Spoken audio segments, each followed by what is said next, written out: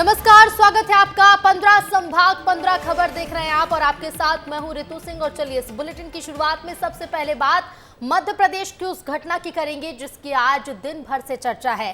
2 महीने पहले कांग्रेस से बीजेपी में शामिल हुए रामनिवास रावत ने आज मंत्री पद की शपथ ले ली है और मोहन कैबिनेट का विस्तार हो गया है। तो अब तक कैसा रहा रामनिवास रावत का सियासी सफर और मोहन कैबिनेट में शामिल होने के बाद क्या रही तस्वीरें, ये रिपोर्ट देखिए।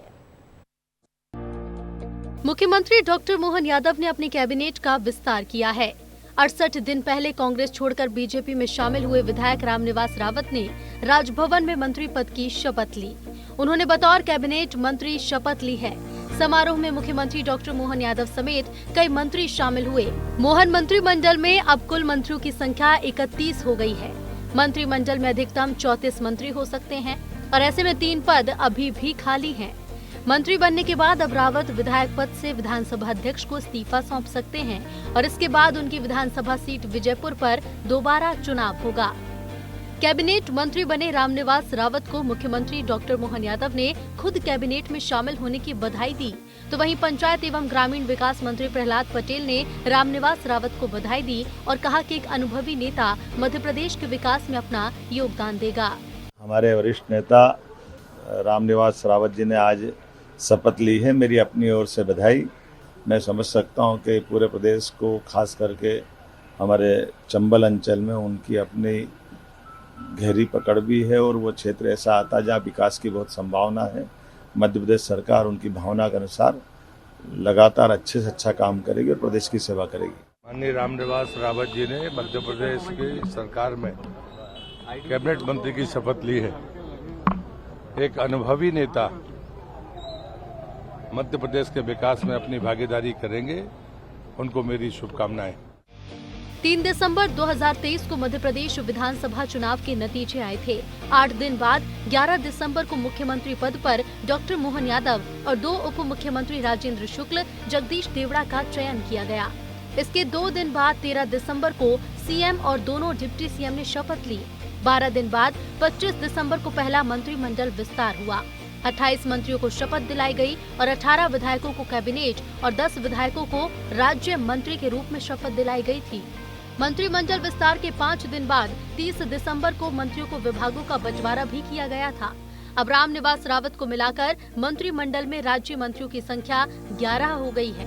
कांग्रेस से बीजेपी में आए रामनिवास रावत श्योपुर के विजयपुर से 6वीं बार विधायक, चंबल क्षेत्र में ओबीसी वर्ग के बड़े नेता। 2019 में मुरैना लोकसभा सीट से चुनाव लड़ा। मध्य प्रदेश कांग्रेस के कार्यकारी अध्यक्ष रहे। दिग्विजय सरकार में मंत्री रहे। 30 अप्रैल 2024 को बीजेपी में शामिल हुए। श्योपुर की विजयपुर सीट से 6 बार के विधायक रामनिवास रावत ने 30 अप्रैल 2024 को कांग्रेस छोड़ी थी। उन्होंने मुख्यमंत्री डॉक्टर मोहन यादव, पार्टी के प्रदेश अध्यक्ष वीडी शर्मा और बीजेपी ज्वाइनिंग टोली के मुखिया नरोत्तम मिश्रा की मौजूदगी में श्योपुर के एक चुनावी कार्यक्रम में बीजेपी की सदस्यता ली थी।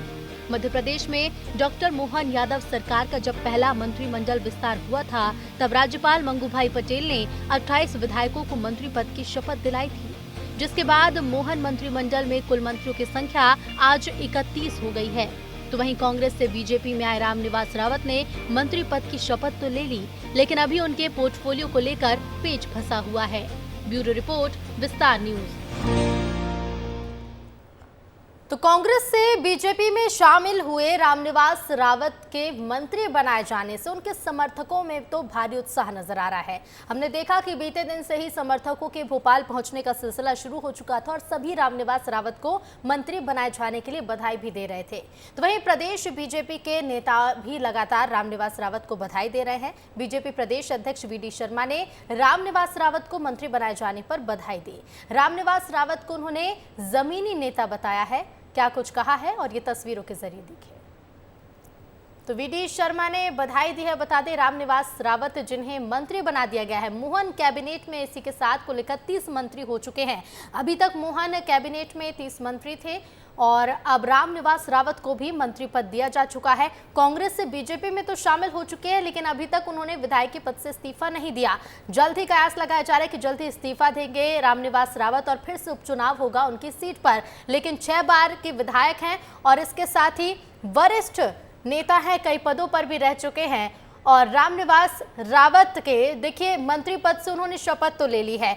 लगातार बीजेपी के जो नेता हैं उन्हें बधाई दे रहे हैं, लेकिन रामनिवास रावत के मंत्री बनने पर सियासत भी शुरू हो चुकी है। कांग्रेस इसे लेकर सवाल भी खड़े कर रही है। कैबिनेट मंत्री की शपथ पर कांग्रेस ने सवाल खड़े कर दिए हैं और रामनिवास रावत के मंत्री बनाए जाने के पीछे की वजह को उन्होंने डील बताया है। कहा है कि दोबारा शपथ लेने का कारण गलती है या फिर डील। क्या कुछ कहा है, सुनवाते हैं। कल माननीय मुख्यमंत्री महोदय ने मंत्रियों को शपथ दिलाई, जिसमें कांग्रेस से भाजपा में शामिल हुए रामनिवास रावत को पहले तो राज्य मंत्री की शपथ दिलाई, फिर कैबिनेट मंत्री की। अब इसे क्या माना जाए, त्रुटि माना जाए या कोई डील? पहले राज्य मंत्री दिला दी और डील में थोड़ा बिखरा हुआ, डील में कुछ गड़बड़ी हुई या रस्साकसी हुई तो फिर कैबिनेट मंत्री की शपथ दिला दी। मैं समझता हूँ ये मध्य प्रदेश के साथ क्यों खिलवाड़ कर रहे हो, क्यों संविधान का मजाक उड़ा रहे हो। एक बार शपथ राज्य मंत्री की और फिर कैबिनेट मंत्री की, इसे डील कहें या त्रुटि कहें, ये समझ में नहीं आ रहा है। तो देखिए, कांग्रेस लगातार निशाना साध रही है। रामनिवास रावत के मंत्री पद की शपथ लेने पर मध्य प्रदेश कांग्रेस प्रदेश अध्यक्ष जीतू पटवारी ने भी निशाना साधा और सोशल मीडिया प्लेटफॉर्म एक्स पर पोस्ट कर कुर्सी की सौदेबाजी का बीजेपी पर आरोप लगाया है। कहा है कि ये लोकतंत्र और संविधान का प्रामाणिक अपमान है। तो ये देखिए, सोशल मीडिया एक्स पर जीतू पटवारी ने क्या कुछ लिखा है, आप अपनी टीवी स्क्रीन पर देखिए। और इसके साथ ही जीतू पटवारी लिखते हैं कि स्थापित परंपरा है कि सरकार और विपक्ष अलग होते हैं। जमकर निशाना साधा है रामनिवास रावत पर और साथ ही लिखा कि लोकतंत्र की हत्या और कुर्सी की सौदेबाजी के लिए कुख्यात बीजेपी ने कांग्रेस विधायक को ही मंत्री पद की शपथ दिला दी है। साथ ही उन्होंने आगे लिखा कि कांग्रेस विधायक रामनिवास रावत की विधानसभा सदस्यता समाप्त करने के लिए भी विधानसभा अध्यक्ष के समक्ष पर्याप्त आधार और प्रामाणिकता के साथ प्रतिवेदन दिया था। दुर्भाग्य से उन्होंने भी कर्तव्य का पालन नहीं किया। तो देखिए, एक और जहां बीजेपी में उत्साह है, रामनिवास रावत के समर्थक उत्साहित हैं, क्षेत्र के लोगों में भी उत्साह नजर आ रहा है, तो वहीं कांग्रेस जमकर निशाना साध रही है। तो आज मोहन कैबिनेट का विस्तार हो गया है और रामनिवास रावत को मंत्री बना दिया गया और रामनिवास रावत के समर्थकों में खुशी की लहर के साथ साथ कांग्रेस है लगातार निशाना साध रही है। राज्यसभा सांसद विवेक तनखा ने सोशल मीडिया एक्स पर एक पोस्ट किया और लिखा है कि रामनिवास रावत जी, मैं आपका आदर करता हूं। किस पार्टी के सदस्य रहना चाहते हैं, यह आपका निजी फैसला है। उचित होता कि आप कांग्रेस से निर्वाचित विधायक पद से पहले इस्तीफा देते, फिर मंत्री बनते। आगे विवेक तनखा ने लिखा कि रावत जी, आप वरिष्ठ विधायक हैं, राजनीतिक शुचिता और संविधान के 10वें शेड्यूल का सम्मान करें। और इसके साथ राज्य मंत्री नरेंद्र शिवाजी पटेल ने कांग्रेस पर जमकर निशाना साधा। कहा कि दिया बुझने से पहले थोड़ा फड़फड़ाता है, ठीक वैसे ही कांग्रेस की हालत है। तो वहीं राष्ट्रीय नेतृत्व के नेता ऐसे बयान देते हैं जिससे कांग्रेस खुद सवालों के घेरे में आ जाती है। देखिए, कांग्रेस पे अब बचा कुछ नहीं है, निशाना अकेला साधते रहे, अंधेरे में वो कुछ भी करते रहे, क्योंकि जिस तरह से कांग्रेस की स्थिति होने जा रही है, उनके जो केंद्रीय नेता हैं, राष्ट्रीय नेता हैं, वही कितने शर्मनाक बयान देते हैं। तो कांग्रेस तो अब ये मान के चलिए कि जो डूबता जहाज है, अभी उनको ऐसा भी मानते जब दीपक बुझता है उससे पहले थोड़ा सा फपकता है, तो थोड़े से फपकने के बाद में जिस तरह के घमंड का प्रदर्शन कांग्रेस का राष्ट्रीय नेतृत्व कर रहा है, उससे उनका अहंकार स्पष्ट दिख रहा है कि उनका डूबना तय है। तो देखिए, जहां रामनिवास रावत को मंत्री बनाए जाने से कांग्रेस लगातार निशाना साध रही है, तो अब बीजेपी नेता भी रामनिवास रावत के समर्थन में बयानबाजी कर रहे हैं। और बड़ी खबर इसी बीच आपको बता दें, भोपाल से बड़ी खबर मिल रही है। रामनिवास रावत ने विधायक पद से इस्तीफा भी दे दिया है। विधानसभा सचिवालय को रामनिवास रावत ने इस्तीफा भेजा है। विधानसभा सचिवालय को इस्तीफा प्राप्त हुआ। सुबह 9 बजे मंत्री पद की रामनिवास रावत ने शपथ ली है और विधायक पद से इस्तीफा नहीं देने के चलते लगातार सवाल उठ रहे थे। कांग्रेस के विधायक रहते हुए उन्होंने मंत्री पद की शपथ ली।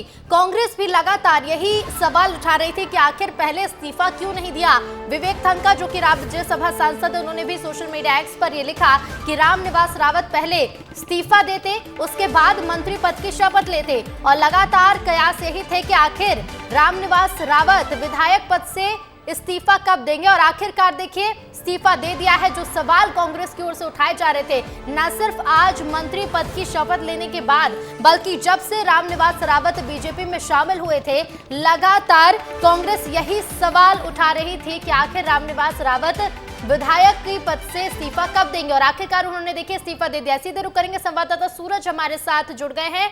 सूरज, आज तो शपथ ली है, लेकिन शपथ लेने के पहले से ही कांग्रेस की ओर से यही सवाल थे कि आखिर रामनिवास रावत इस्तीफा क्यों नहीं दे रहे हैं, और उन्होंने इस्तीफा दे दिया।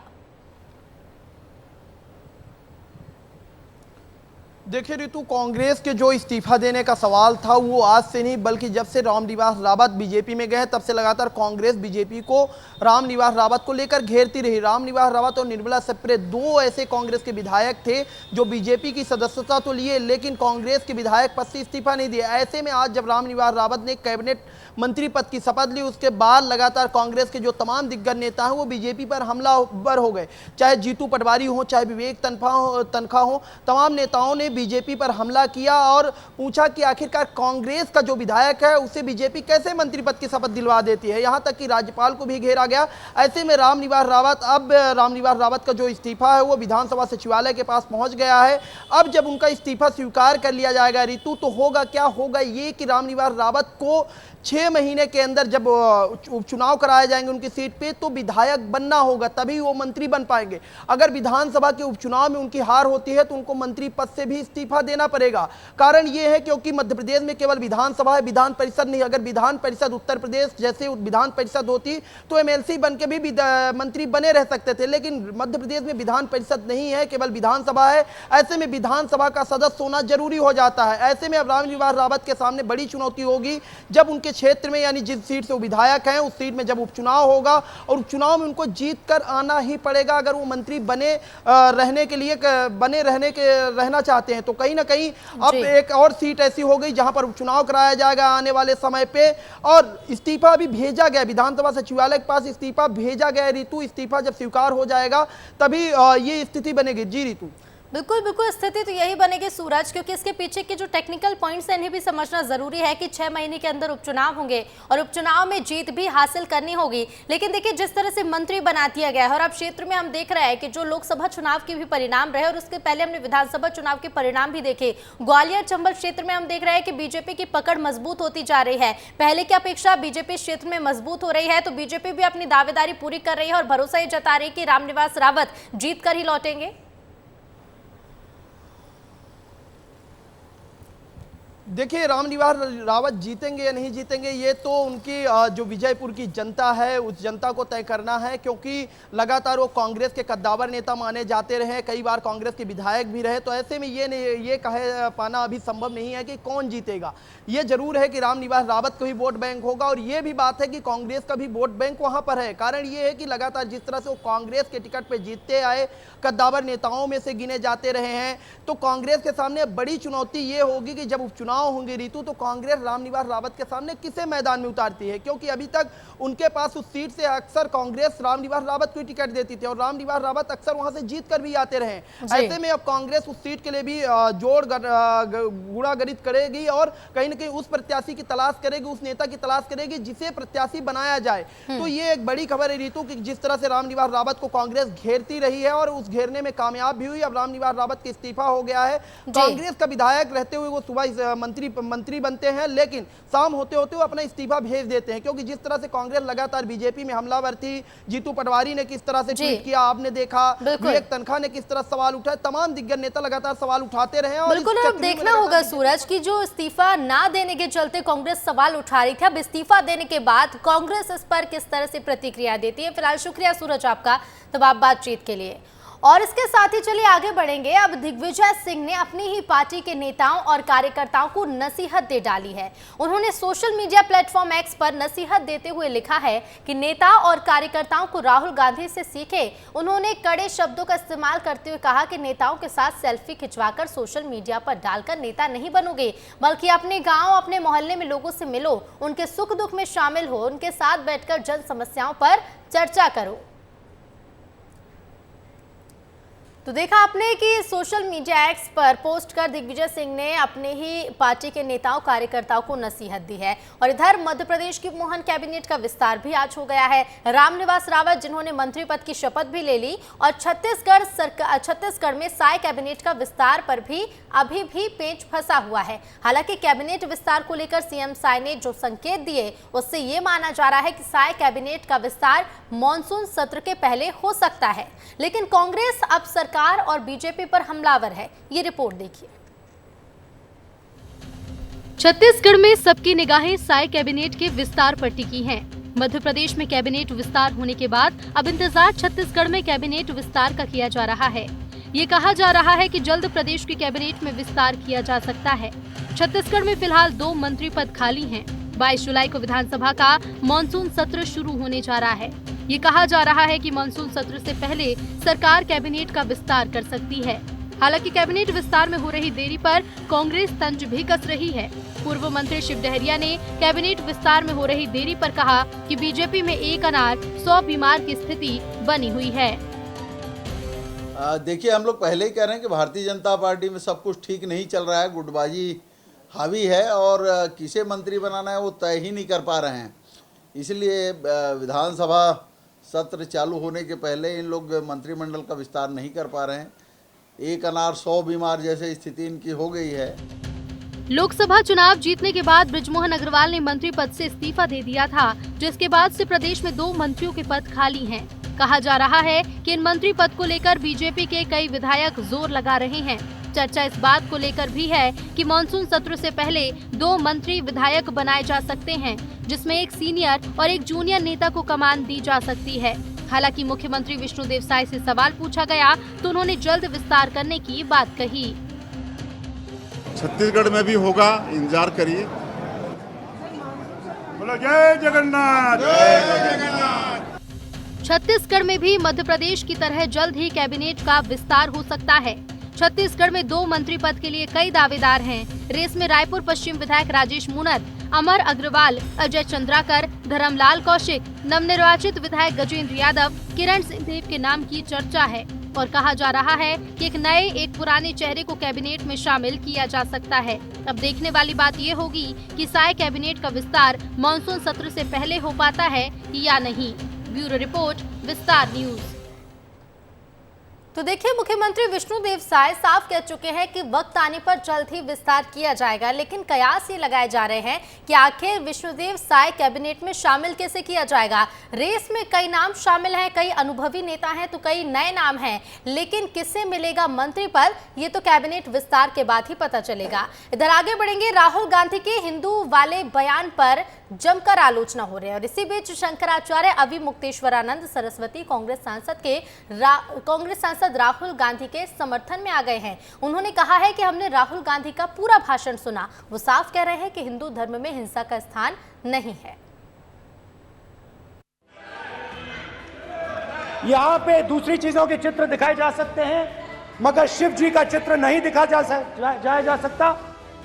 संसद के विशेष सत्र के दौरान कांग्रेस सांसद और नेता विपक्ष राहुल गांधी ने हिंदुओं को लेकर बयान दिया था, जिसके बाद हिंदू संगठन सहित बीजेपी ने उनके खिलाफ मोर्चा खोलते हुए देश भर में विरोध प्रदर्शन किया था।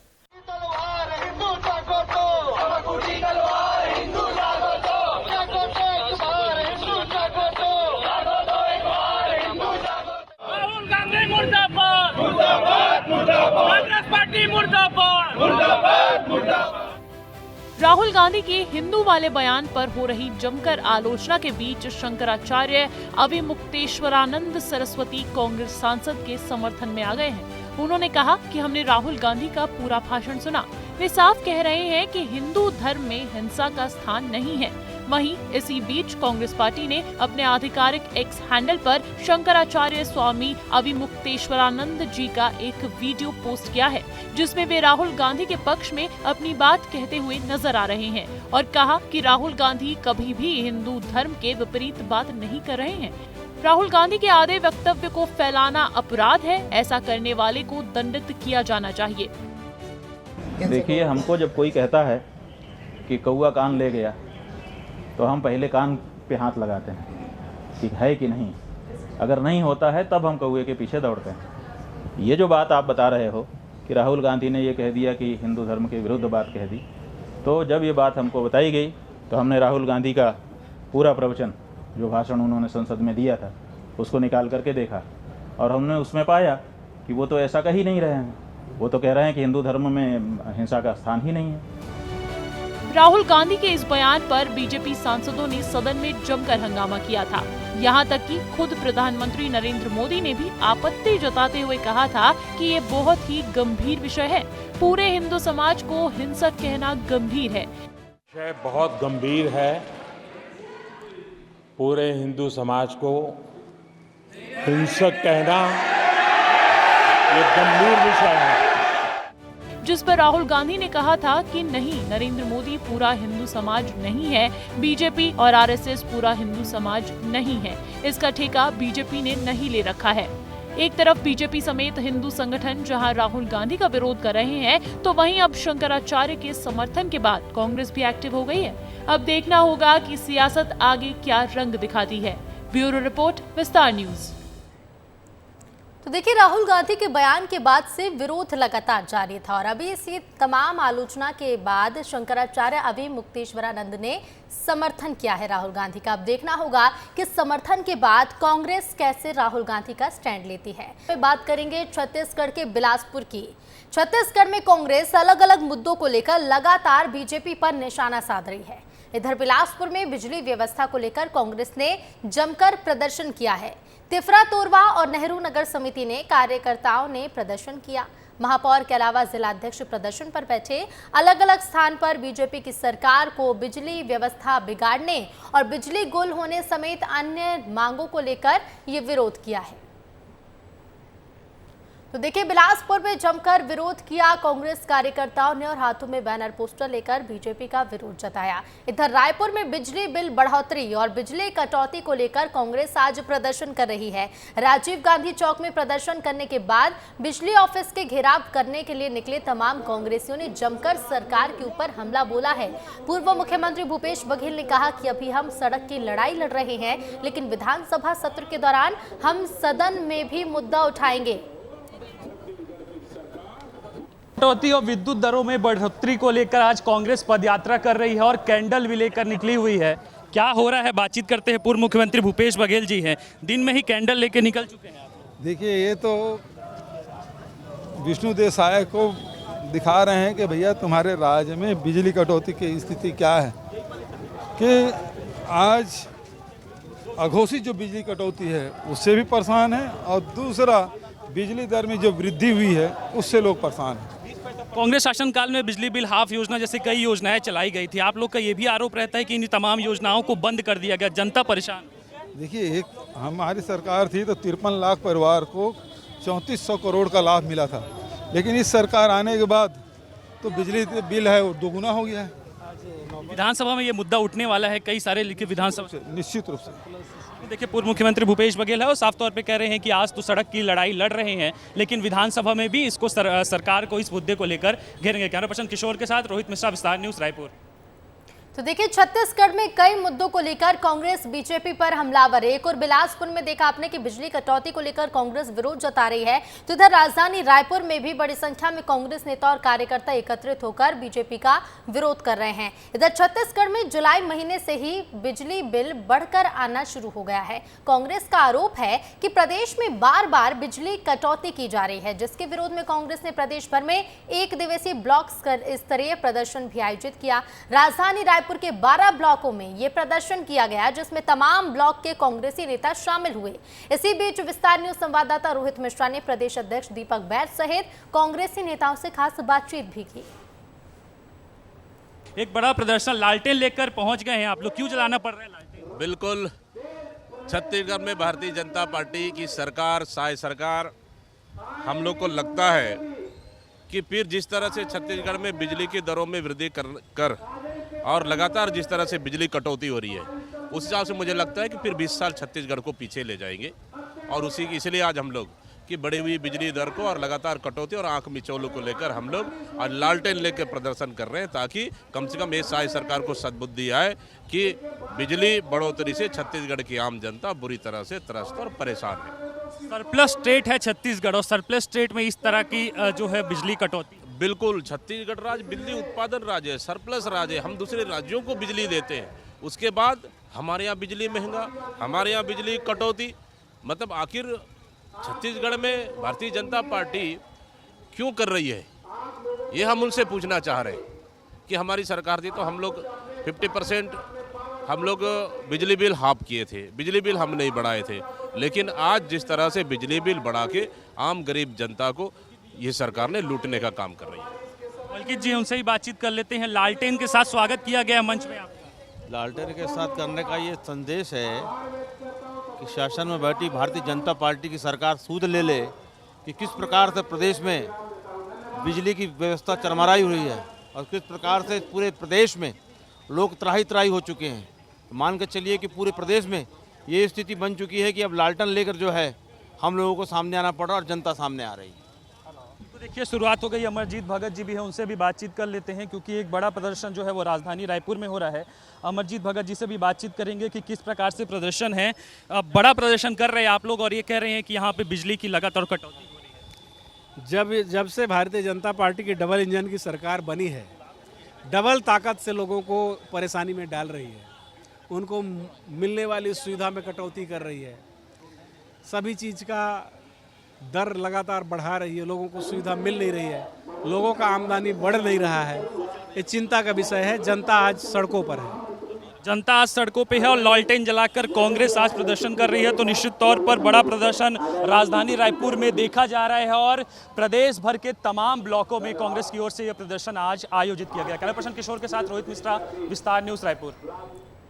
तो ना सिर्फ राजधानी रायपुर के ब्लॉक से इस तरह की तस्वीरें आई, बिलासपुर में भी हमने देखा कि बिजली के बढ़े हुए दाम को लेकर, बढ़े हुए बिल को लेकर कांग्रेस लगातार बीजेपी पर हमलावर है। अभी एकजुट हो रहे हैं नेता और कार्यकर्ता और बीजेपी का विरोध जता रहे हैं। अलग अलग तरीकों से प्रदर्शन किया जा रहा है, लेकिन देखना होगा कि बढ़े हुए बिजली बिल को लेकर शुरू हुई ये सियासत छत्तीसगढ़ में कहां तक पहुंचती है और कांग्रेस इस मामले में आगे किस तरह का प्रदर्शन करेगी। आगे बढ़ के बात करेंगे मध्य प्रदेश के रीवा की। मध्य प्रदेश के रीवा का आम दिल्ली में खास होता जा रहा है।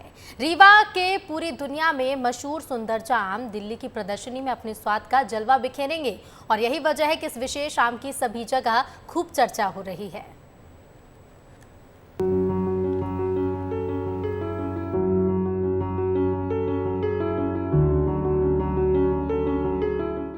रीवा का ये आम दिल्ली में धूम मचाने के लिए जा रहा है। रीवा में होने वाले इस आम के स्वाद की खूब शोहरत है। अब दिल्ली में 15 और 16 जुलाई को फ्रूट फेस्टिवल में सुंदरजा अपना जलवा बिखेरेगा। जीआई टैग वाले आम की वैरायटी को इस फ्रूट फेस्टिवल में भाग लेने के लिए न्योता दिया गया है, जिसमें मध्य प्रदेश का सुंदरजा आम भी शामिल है। इस फेस्टिवल में महाराष्ट्र के अल्फांसो, बेंगलुरु के तोतापरी और लखनऊ के दशहरी आम को भी आमंत्रित किया गया है। मध्य प्रदेश के आम की खुशबू अब दिल्ली में भी महकेगी। हमारे हाथ में जीआई टैग सुंदरजा आम देख रहे हैं, जो मध्य प्रदेश और रीवा की पहचान है। दिल्ली में होने वाले फूड फेस्टिवल में रीवा के सुंदरजा आम को शामिल किया गया है और आपको बता दें कि इस फूड फेस्टिवल में देश और विदेश के आम शामिल होंगे, जिसमें बेंगलोर का तोताफली, तो महाराष्ट्र का अल्फांसो और दशहरी आम लखनऊ का शामिल होगा। और यह फूड फेस्टिवल बेहद खास होने वाला है, जिसमें मध्य प्रदेश और रीवा की पहचान बन चुका सुंदरजा आम, जिसे जीआई टैग मिला है, उसे शामिल किया गया है।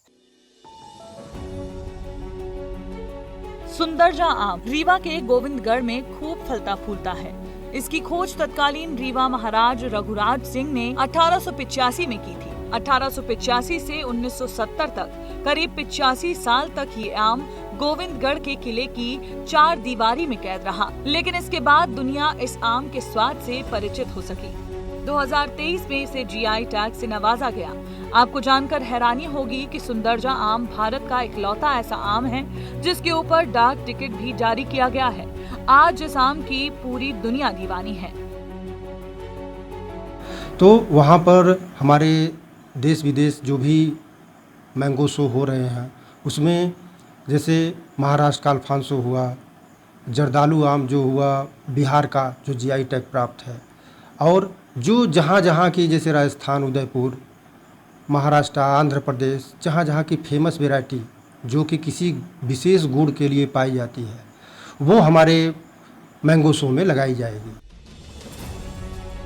इस आम की खासियत ये है कि ये रस से भरा होता है, जिसमें गुठली बहुत ही छोटी होती है। साइज में ये फल आम औसत फलों की तरह ही नजर आता है, लेकिन जो एक बार इस आम को खा लेता है वो इसका हमेशा के लिए मुरीद हो जाता है। रीवा में ये आम 200 रुपए किलो तक बिकता है, लेकिन बड़े शहरों तक पहुंचने पर इसकी कीमत 400 रुपए प्रति किलो हो जाती है। अब धीरे धीरे इस आम के बागीचे तैयार हो रहे हैं, जिससे इसकी पैदावार भी बढ़ने लगी है। रीवा से विस्तार न्यूज के लिए विवेक तिवारी की रिपोर्ट। तो बता दें, रीवा के सुंदरजा आम को जीआई टैग भी मिल चुका है और ये सुंदरजा आम अपने स्वाद के साथ साथ अपनी खुशबू के लिए भी पहचाना जाता है, जो अब मध्य प्रदेश के साथ साथ दिल्ली में भी खास बनता जा रहा है। और इधर बात आगे भी रीवा की ही करेंगे, क्योंकि एक तरफ सरकार देखिए तमाम अभियान चला रही है, बच्चों को पढ़ाने के लिए तमाम अभियान के साथ साथ लोगों को जागरूक भी किया जा रहा है, लेकिन दूसरी तरफ रीवा से कुछ और ही तस्वीरें सामने आई हैं। ये खास रिपोर्ट देखिए। एक तरफ सरकार सब पढ़े सब बढ़े के सूत्र वाक्य के साथ सबको शिक्षा के समान अवसर दिलाने की कोशिश में लगी है। दूसरी तरफ रीवा जिले के नई गढ़ी क्षेत्र की प्राथमिक शाला मिसरा में बच्चे मौत के साए में बैठकर तालीम हासिल कर रहे हैं। एक तरफ बच्चे मौत के साए में पढ़ने को मजबूर हैं, तो दूसरी तरफ प्रशासन मूक दर्शक बना हुआ है। हालत ये है कि बरसात के दिनों में जर्जर भवनों, दरकती दीवारों, टपकते और टूटते छत के नीचे बच्चे क ख ग सीख रहे हैं। और ये हालात आज के या सिर्फ इस बरसात के नहीं हैं, बल्कि बीते 2 सालों से 40 से 50 बच्चे रोजाना खतरों के बीच अपने भविष्य का यूं ही निर्माण कर रहे हैं। जब विस्तार न्यूज ने स्कूल के शिक्षक से बात की तो उन्होंने उच्च अधिकारियों से लेकर विधायक तक के पास अर्जी लगाने की बात कही। बीओ को दिए, बीआरसी को दिए, प्राचार्य को दिए, यहाँ तक कि विधायक जी को कोई सुधार नहीं, न कोई सुनता है न कोई कुछ कार्रवाई कर रहा है। डर तो बहुत लगता है सर, पर यहाँ कोई मुझे लिखित में प्रमाण नहीं दिया कि कहीं विद्यालय अन्य स्थान में संचालित करें। पिछले वर्ष 50 बच्चे रहे हैं, इस वर्ष हो गया 36 बच्चे बचे। कुछ डर बस टीसी ले रहे हैं कि अब हम पढ़ाएंगे नहीं, विद्यालय बहुत जर्जर है, किसी समय गिर सकती है।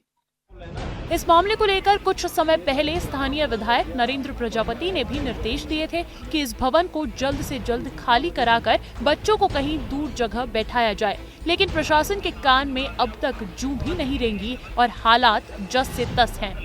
आप नोट कर लीजिए, मिसिरा पवाई का ये बहुत ही जर्जर स्थिति। मैं खुद अंदर हूँ तो मुझे खुद डर लग रहा है कि कहीं छत न गिर जाए। और दिक्कत की बात ये है कि ये शिक्षक जो है वहीं पर पढ़ाते हैं और ये कह रहे हैं कि हम जाएं कहाँ। जनपद पंचायत के सीईओ ने विद्यालय भवन का निरीक्षण किया था और जल्द से जल्द व्यवस्था में सुधार कराए जाने की बात कही थी, लेकिन 6 महीने का समय बीत गया और अभी भी हालात आपके सामने हैं। वहीं जब ब्लॉक शिक्षा अधिकारी राम सुशील वर्मा से बात की गई तो उन्होंने पल्ला झाड़ते हुए क्या कहा, आप भी सुन लीजिए। ये बीआरसी का काम हमारा नहीं। अच्छा, हमने जाके मौके पर व्यवस्था बना दी थी कि ये भवन जर्जर है, वहाँ बच्चों के यहाँ बैठा है। तो अगर मैं उस साइड में एक भवन है पंचायत भवन का, उसमें हम स्वयं जाके बैठा है। वहीं बीआरसी ने भी भवन का निरीक्षण करने का आश्वासन दिया है और जल्द ही विद्यालय को पंचायत भवन में संचालित करने की बात कही है। पत्राचार यहाँ से लेके जिले तक किया हुआ है और फिर से मैं आया हूँ, मुझे फिर से जानकारी हुई कि उस पर कोई कार्रवाई नहीं हुई है। तो उसके लिए अब सीओ मैडम से मिलके तात्कालिक व्यवस्था के लिए पंचायत भवन में हाल एक खाली है, उसके लिए कोशिश करते हैं कि शीघ्र उसके लिए आर्डर हो जाए और उसमें बच्चे, जब तक इसका रिपेयरिंग काम नहीं हो जाता तब तक बच्चे उसमें बैठ के शिक्षा ग्रहण करें। इन सारे घटनाक्रमों को जान लेने के बाद लगता तो यही है कि आने वाले कल के भारत भाग्य विधाता बनने वाले मासूम छात्रों के भाग्य में यही स्कूल, यही व्यवस्था और यही जर्जर भवन है। शायद भवन गिर जाने या किसी दुर्घटना के बाद ही हालात सुधरेंगे और तब सरकार प्रशासन का इस ओर ध्यान जाएगा। तो तस्वीरें हमने दिखाई आपको। सालों पुराने भवन ये जर्जर हो चुके हैं और प्राथमिक और माध्यमिक स्कूल ही नहीं, हायर सेकेंडरी स्कूलों के भी यही हालात है। जर्जर भवनों के नीचे मौत के साए में शिक्षा ग्रहण करने को मजबूर है और प्रशासन मानसून की आवक के साथ सक्रिय हो जाता है। लेकिन ज़मीनी हकीकत हमने दिखाई आपको, लेकिन ये ज़मीनी हकीकत जो है वो समय के साथ बदलाव नहीं होता। लेकिन फ़िलहाल ये नई घड़ी की तस्वीरें चिंताजनक है। वीडियो जर्नलिस्ट आशुतोष के साथ विवेक तिवारी, विस्तार न्यूज। तो देखिए, एक और तो सरकार लाखों और करोड़ों खर्च कर रही है छात्रों के लिए ताकि उनका भविष्य बेहतर बन सके। देश के साथ साथ अंतर्राष्ट्रीय स्तर पर भी छात्रों का बेहतर प्रदर्शन कई जगह पर देखने को मिल रहा है। कई तरह के अभियान चलाए जा रहे हैं, लगातार लोगों को जागरूक किया जा रहा है। लेकिन रीवा से जिस तरह की तस्वीरें सामने आई हैं कि मानसून शुरू हो चुका है, मौसम बरसात का आ चुका है, लेकिन ऐसे में टपकती छत के नीचे, जर्जर भवन के नीचे बच्चे पढ़ने को मजबूर है। और ये खतरा सिर्फ रीवा नहीं बल्कि ऐसे कई प्रदेश के क्षेत्र है, कई ऐसे गांव हैं जहां के सरकारी स्कूलों की हालत खस्ता होती जा रही है। मध्य प्रदेश के खरगोन जिले के सायता गांव में भी एक मिडिल स्कूल ऐसा ही है जहां बच्चों की शिक्षा के साथ साथ बच्चों के स्वास्थ्य का भी ख्याल रखा जाता है। बता दें कि एक और जहां जर्जर स्कूल भवन है तो दूसरी ओर ऐसे कई स्कूल हैं जहां बच्चों के लिए कई व्यवस्थाएं हैं। खरगोन का ये प्रदेश का इकलौता स्कूल होगा जहां पर स्कूल बच्चों को जैविक सब्जियां खिलाई जाती हैं। खास बात यहाँ की ये है कि ये सब्जियां बच्चे खुद स्कूल परिसर में ही उगाते हैं। इस खास स्कूल पर ये खास रिपोर्ट देखिए। सायता गांव के स्कूल ने पेश की मिसाल। पीएम से प्रेरणा ले उगाई जैविक सब्जियां। छात्रों को परोसी जाती है जैविक सब्जियां। मध्य प्रदेश के खरगोन जिले के सायता गांव में एक मिडिल स्कूल ऐसा भी है जहां पर बच्चों की शिक्षा के साथ साथ बच्चों के स्वास्थ्य का भी ख्याल रखा जाता है। ये प्रदेश का इकलौता स्कूल होगा जहां पर स्कूली बच्चों को जैविक सब्जियां खिलाई जाती है। खास बात ये है कि ये सब्जियां बच्चे खुद स्कूल परिसर में ही उगाते हैं।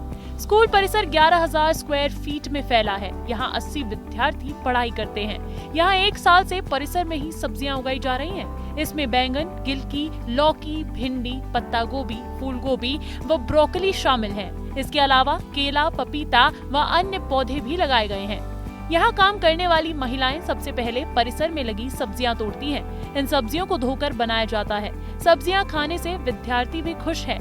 यहाँ के प्रधान पाठक संजय शर्मा का कहना है कि ये पूरी तरह से जैविक सब्जियां हैं क्योंकि किसी तरह का कीटनाशक का छिड़काव नहीं किया जाता है। यहाँ के शिक्षकों का कहना है कि नर्मदा तट पर होने से यहाँ पर हमारा क्षेत्र कृषि प्रधान क्षेत्र है। इसी के चलते हम चाहते हैं कि बच्चों में शिक्षा के साथ साथ जैविक खेती को लेकर एक सोच बने जिससे देश में खेती के क्षेत्र में जैविक उत्पादन बढ़ सके। आजकल क्या है कि जो रासायनिक दवाइयाँ हैं और जो रासायनिक खाद है इसमें बहुत ज़्यादा मात्रा में जहर होता है और ये जहर जो बच्चों को नुकसान पहुंचाता है। तो हमारा प्रयास ये है कि हम स्कूल में ही जैविक सब्जियों का उत्पादन करें और वो जैविक सब्जियां बच्चे खाएं। उसको खाने से उनके पेट में जहर नहीं जाएगा, बच्चे स्वस्थ रहेंगे और जब बच्चे स्वस्थ रहेंगे तो उनका मानसिक विकास भी होगा और वो उनका पढ़ाई में अच्छा ध्यान भी लगेगा। दूसरा हमारा ये उद्देश्य भी है कि जो आजकल खेती में बहुत ज़्यादा लागत हो गई है, उस लागत को हम कैसे कम कर सकते हैं। तो ये शिक्षा भी इस माध्यम से हम बच्चों को दे रहे हैं कि कम लागत में हम कैसे ज़्यादा से ज़्यादा उत्पादन करें। एक तरफ जहां बच्चों को जैविक सब्जियां खिलाकर बाजार में सब्जियों के नाम पर मिलने वाले जहर से बचाया जाता है, तो वहीं इसी के जरिए बच्चों को जैविक खेती करना भी सिखाया जा रहा है। साथ ही अगर इसी तरह प्रदेश भर में बच्चों को जैविक सब्जियां परोसने के आइडिया पर काम किया जाए तो सरकार मध्याह्न भोजन में होने वाले खर्चे को बचाकर बच्चों को और पोषक भोजन उपलब्ध कराया जा सकता है। खरगोन से विस्तार न्यूज के लिए भारत पटेल की रिपोर्ट। तो देखिए, कई ऐसे स्कूल हैं जिनकी हालत जर्जर होती जा रही है और उन स्कूलों की सुध लेने वाला तक कोई नहीं है। तो वहीं खरगोन का स्कूल एक मिसाल पेश करता है कि कैसे बच्चों के स्वास्थ्य का भी ख्याल रखा जा सकता है। आगे बढ़ेंगे और बात करेंगे छत्तीसगढ़ की। जांजगीर चांपा की अकलतरा नगर पालिका में बारिश शुरू होने के बाद दावों की पोल खुल गई है। शहर की नालियां जाम हो गई हैं जिससे नगरवासियों को दिक्कतों का सामना भी करना पड़ रहा है। तो वहीं इस मामले में अधिकारियों और जनप्रतिनिधियों को भी कोई सरोकार नहीं है। ये रिपोर्ट देखिए। अकलतरा नगर पालिका के वार्ड क्रमांक 5 और 6 में जहां बारिश शुरू होते ही वार्ड की नालियां बजबजाने लगी हैं, जिससे बारिश के पहले की गई तैयारियों की पोल भी खुल गई है। लोग इस कदर परेशान हैं कि वे खुद नालियों को साफ करने को मजबूर हैं। तो वहीं इस मसले से वार्ड पार्षद समेत अधिकारियों को कोई सरोकार ही नहीं है। इन सब से परेशान होकर वार्डवासी अब नगरीय निकाय चुनाव के बहिष्कार करने की योजना बना रही हैं। जवाहर नगर कल्चरा जो वार्ड नंबर 5 और 6 यहाँ पर सम्मिलित होता है आकर के, यहाँ पर अत्यंत हम लोग का रोष का विषय है कि बरसात में अगर 10-15 मिनट भी पानी गिर जाता है तो यहाँ पर पूरा पानी आकर के भर जाता है, जो हम लोग के लिए एक बहुत ही बड़ा समस्या है। और हम लोग के आस्था का केंद्र भी है, यहाँ पर मंदिर है, यहीं पर आकर के पानी इस तरीके से भर जाना हम लोग के लिए अत्यंत दुखदायी है। और इसके लिए नगर पालिका प्रशासन कुछ व्यवस्था नहीं कर पा रही है, अभी भी उचित व्यवस्था। तो हम चाहते हैं इसका जल्द से जल्द निराकरण करें, नहीं तो आने वाले हम चुनाव का, नगर पालिका चुनाव का हम सभी लोग यहाँ पर बहिष्कार करें। जल भराव की समस्या से निजात दिलाने नगर पालिका ने कई दावे किए थे, लेकिन महज 30 मिनट की बारिश ने ही इन दावों की पोल खोल दी। अधिकांश इलाके जलमग्न हो गए और स्थिति ये है कि सड़कों पर लबालब पानी भरा है, जिससे लोगों को परेशानियों का सामना भी करना पड़ रहा है। अब ऐसे में सवाल ये उठता है कि अभी ये हालात हैं तो आगे जब बारिश तेज होगी तो लोगों को बड़ी तकलीफ का सामना करना पड़ेगा। ब्यूरो रिपोर्ट, विस्तार न्यूज। और देखिए, बरसात का मौसम है और ऐसे में कई जगह पर हम देख रहे हैं कि जलभराव की स्थिति बन रही है। मध्य प्रदेश की बात करें तो मध्य प्रदेश के सिंगरौली में जरा सी बारिश ने जिला प्रशासन सहित जनप्रतिनिधियों की भी पोल खोलकर रख दी है। जहां सड़क नदी बन गई है, 20 सड़क पर पानी भरा हुआ है और बाइक सवार पानी में फंस गया। ये पूरा मामला सिंगरौली विधानसभा क्षेत्र के जोगियानी हटका गांव का है। ये तस्वीर आप देखिए, ये किसी तालाब या किसी नदी की तस्वीर नहीं बल्कि ये सड़क की तस्वीर है और ये पानी सड़क के बीचों बीच भरा हुआ है, जो उन तमाम दावों की पोल खोलता है जिनमें कहा जाता है कि क्षेत्र का विकास किया जा रहा है। तो देखिए, बारिश लगातार जारी है और झमाझम बारिश का मौसम भी शुरू हो चुका है। लगातार बारिश होने से मौसम का तापमान भी कम होने लगा है। लोग एक तरफ बारिश न होने से परेशान थे तो दूसरी तरफ अब बारिश ही मुख्य परेशानी का कारण बन रही है। कभी सड़कों में गड्ढे होने की परेशानी है तो कई जगह पर जलभराव से लोग त्रस्त हो चुके हैं। कहीं बिजली से परेशान है तो कहीं नालियों की दिक्कत है तो कहीं बारिश के कारण ट्रेनें भी रद्द हैं। लगातार बारिश होने से लोग परेशान हो चुके हैं। तो चलिए, देश भर में क्या क्या परेशानियां हो रही हैं और किस तरह की तस्वीरें सामने आ रही हैं आपको दिखाते हैं।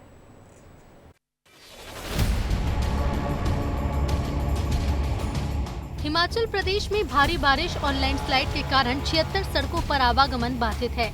69 वाटर सप्लाई स्कीम और 34 इलेक्ट्रिसिटी सप्लाई स्कीम भी प्रभावित हुई हैं। राज्य में 1 जुलाई से 7 जुलाई के बीच 72.1 मिलीमीटर बारिश दर्ज हुई और ये इस अवधि की सामान्य बारिश से 66% ज्यादा है।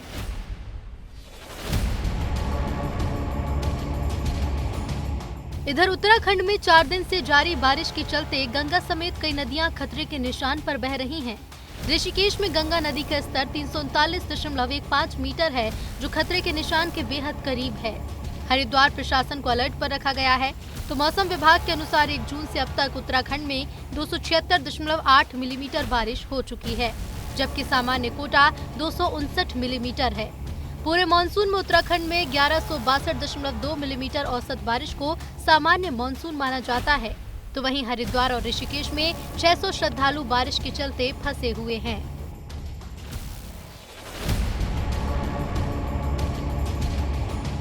पश्चिम बंगाल के जलपाईगुड़ी में 166 मिलीमीटर बारिश दर्ज की गई। पश्चिम बंगाल के हिमालय की तराई वाले इलाकों में बाढ़ जैसे हालात हैं। जलपाईगुड़ी में शनिवार सुबह 8:30 बजे से रविवार सुबह 8:30 बजे के बीच 166 मिलीमीटर बारिश दर्ज हुई है, जबकि बागडोगरा में 103 मिलीमीटर बारिश हुई।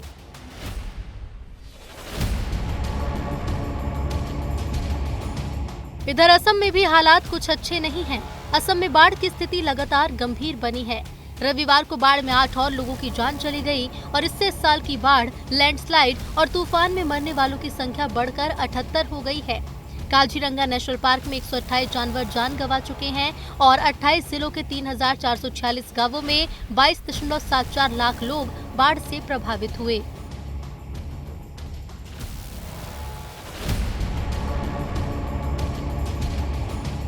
इधर गोवा की बात करें तो गोवा के सत्तारी तालुका में पाली झरने पर बारिश के कारण 80 लोग फंस गए, जिनका रविवार को रेस्क्यू किया गया।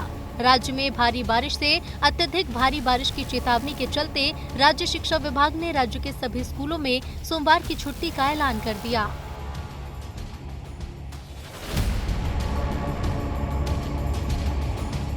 बात मुंबई की करें तो मुंबई में भारी बारिश के कारण कई परेशानियां देखने को मिल रही हैं। सड़कों पर जलभराव है तो लंबा ट्रैफिक भी लग रहा है और बारिश का असर लोकल ट्रेन सेवाओं और उड़ान संचालन पर भी पड़ रहा है। स्थानीय मौसम विभाग ने बताया है कि मुंबई के डिंडोशी में सोमवार तड़के भारी बारिश हुई। कई इलाकों में जलभराव हो गया। साथ ही आने वाले 3 से 4 दिनों में भारी बारिश की संभावना है।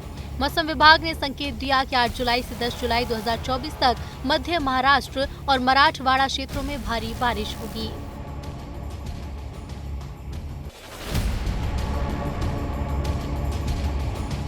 आज 11 राज्यों में भारी बारिश का अलर्ट जारी किया गया है, जिसमें सिक्किम, अरुणाचल प्रदेश, मणिपुर, मेघालय, असम, नागालैंड, त्रिपुरा, मिजोरम, गोवा, महाराष्ट्र, कर्नाटक में बहुत भारी बारिश का अलर्ट जारी किया गया और वहीं 10 राज्यों में भारी बारिश का अलर्ट जारी है।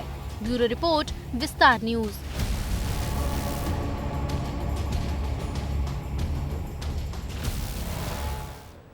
तो देखिए, देश भर में बारिश का दौर जारी है। कहीं बारिश आफत बनकर बरस रही है तो कई जगह अभी भी ऐसे हैं जहां पर बारिश न होने से किसान लगातार परेशान हैं और इंतजार कर रहे हैं कि आखिर उनके क्षेत्रों में बारिश कब होगी। बात करेंगे छत्तीसगढ़ की। छत्तीसगढ़ के बस्तर में पिछले 4 दिनों से अच्छी बारिश नहीं हुई है। ऐसे में फिर से पारा चढ़ने लगा है। चौथे दिन हल्की बूंदाबांदी जरूर हुई, फिर भी उमस भरी गर्मी से लोग खासे परेशान हैं। इस रिपोर्ट में देखिए। मौसम बारिश का है, हल्की सिहरन भी है। कोई मौसम का आनंद ले रहा है तो कोई परेशान हो रहा है। छत्तीसगढ़ में 1 जून से अब तक राज्य में करीब 212.6 मिलीमीटर औसत बारिश दर्ज की जा चुकी है। इसके बावजूद भी छत्तीसगढ़ के कई जिलों में मौसम का पारा चढ़ा हुआ है। छत्तीसगढ़ के बस्तर में पिछले कई दिनों से अच्छी बारिश नहीं हुई है, जिसकी वजह से पारा चढ़ने लगा है। हल्की बूंदाबांदी जरूर हुई, फिर भी उमस भरी गर्मी से आम लोग और किसान परेशान हैं। शहरों का बढ़ा तापमान। दंतेवाड़ा में 33 डिग्री, रायपुर में 32.6 डिग्री, बिलासपुर में 31.4 डिग्री, दुर्ग में 32.2 डिग्री, राजनांदगांव में 35.5 डिग्री, नारायणपुर में 31.5 डिग्री। कम बारिश होने की वजह से गरियाबंद में खेती किसानी का काम भी पिछड़ता जा रहा है। पिछले साल की तुलना में इस साल गरियाबंद जिले में जुलाई में 27% कम बारिश हुई है। इनमें गरियाबंद, छुरा और अमलीपदर तहसील ज्यादा प्रभावित हैं, जिसके चलते यहाँ खेती किसानी का काम पिछड़ता जा रहा है। 1 जून से 4 जुलाई तक का मौसम। बीजापुर में सबसे ज्यादा 300.8 मिलीमीटर औसत बारिश। सरगुजा में सबसे कम 149.4 मिलीमीटर औसत बारिश। बस्तर में हल्की बूंदाबांदी, फिर भी चढ़ रहा पारा। भैंसाझार डैम के खुले गेट। बिलासपुर में अलर्ट जारी। प्रदेश के बांधों में 33.89% भरा पानी। कहीं कम तो कहीं ज्यादा बारिश से परेशानी हो रही है और यही छत्तीसगढ़ के लोगों की परेशानी का कारण भी बना हुआ है। छत्तीसगढ़ में मौसम वैज्ञानिकों की माने तो मानसून तेजी से आगे बढ़ रहा है। राहत मिलने के आसार नजर आ रहे हैं और माना जा रहा है कि अगले 3 दिनों के अंदर दक्षिण छत्तीसगढ़ में मानसून पूरी तरह से पहुंच सकता है, जिसके बाद किसान से लेकर गर्मी से परेशान आम आदमी तक की जान में जान आएगी। ब्यूरो रिपोर्ट, विस्तार न्यूज। इधर गरियाबंद के सिकसेर के जलाशय में महज 20% पानी भरा है। वहीं पैरी नदी की चाल धीमी होने से सिंचाई परियोजनाओं में भी सूखे का नजारा दिख रहा है, जिससे किसानों के माथे पर चिंता की लकीर साफ नजर आ रही है। इस रिपोर्ट में देखिए। गरियाबंद जिले में बारिश एक बार फिर रुक गई है, जिसने किसानों के साथ साथ कृषि विभाग की चिंता को भी बढ़ा दिया है, क्योंकि बारिश रुकने से फसलों के सूखने का ही नहीं बल्कि रोगों का खतरा भी सताने लगा है। जिले में अब तक पिछले साल की तुलना में इस बार जुलाई के पहले सप्ताह तक 27% कम बारिश हुई। मतलब पानी निकलता है, मेरा सक्सेस ठीक है, उसी के नाम से पानी भर नहीं, बोर से भर रहे हो? हाँ, बोर से। तो बोर की जरूरत क्यों पड़ी? मतलब ये समस्या है ना, किस साल पानी गिरता है नहीं गिरता है, इस बार बारिश नहीं हुआ। हाँ, अगर ये बोर नहीं होता तो? बोर नहीं होता तो कहाँ ये पानी भरता खेत में, इंतजार करते रहते हैं। हाँ, तो अभी क्या करोगे? इसमें पानी भरे? उसमें पानी भरे हैं, मतलब पहला ये करके रोपाई कर लूँगा। तो धान बोनी कर रहे हैं? क्या बोनी बोलते हैं? धान वो खरलू बोना। अच्छा, क्यों ऐसा करना पड़ रहा है? पानी थोड़ा कम है सर, इसीलिए कर रहे हैं। अच्छा, तो फसल का क्या अनुमान लगे, कैसा रहेगा इस बार पानी? फसल का तो थोड़ा पानी गिरने से अच्छा रहेगा सर। पानी नहीं होने से थोड़ा फसल कम जाएगा। अच्छा, पानी पर्याप्त गिरे रहने से कौन सा बोनी करते हैं? वो धान करते हैं ना सर। जिले में 13,000 हेक्टेयर से ज्यादा रकबे में धान और 32,000 हेक्टेयर में सोयाबीन की फसलें बोई गई हैं, जबकि 20,000 हेक्टेयर में अन्य फसलें हैं। इन फसलों में सबसे ज्यादा खतरा धान और सोयाबीन को है। तो वहीं संपन्न किसानों ने भरे बारिश के सीजन में भी अपने खेतों को बोर के पानी से भर रहे हैं, ताकि किसानी काम में तेजी आ सके। इधर कृषि अफसर मानते हैं कि कम बारिश चिंता का विषय बन सकता है। हालात ये हैं कि आसमान में बादल तो हैं, पर बरस नहीं रहे, और नतीजा ये कि किसानों की चिंता बढ़ रही है। हमारे ज़रूर थोड़ा अभी बारिश पिछड़ रहा है, लेकिन खंड खंड में जो बारिश है लगभग बोनी कार्य के लिए पर्याप्त प्रतीत हो रहा है। अभी आप देखेंगे अमली पदार्थ में 42% बारिश हुआ है, जैसे अपन 1 जून से अभी तक का बारिश अपन देखते हैं खेती के हिसाब से। और आपका वहाँ पे छुरा में भी 42% के आसपास बारिश हुआ है। तो खंड खंड में जो बारिश हुआ है उसमें आपका बुआई कार्य तो धीरे धीरे प्रगति पर है। हाँ, रोपा कार्य थोड़ा पिछड़ रहा है, वो उसके लिए अभी समय है, और धीरे धीरे अपन आशा करते हैं कि बारिश साथ देगा और फसल अच्छी होगी। पैरी नदी की चाल धीमी होने से सिंचाई परियोजनाओं में भी सूखे का नजारा दिख रहा है। कम बारिश के कारण किसानी काम भी पिछड़ गया है। बोनी में भले ही तेजी आई हो, पर रुपाई के लिए सिंचाई संपन्न किसानों को छोड़ सभी के माथे पर चिंता की लकीर साफ झलक रही है। गरियाबंद से विस्तार न्यूज के लिए पुरुषोत्तम पात्र की रिपोर्ट।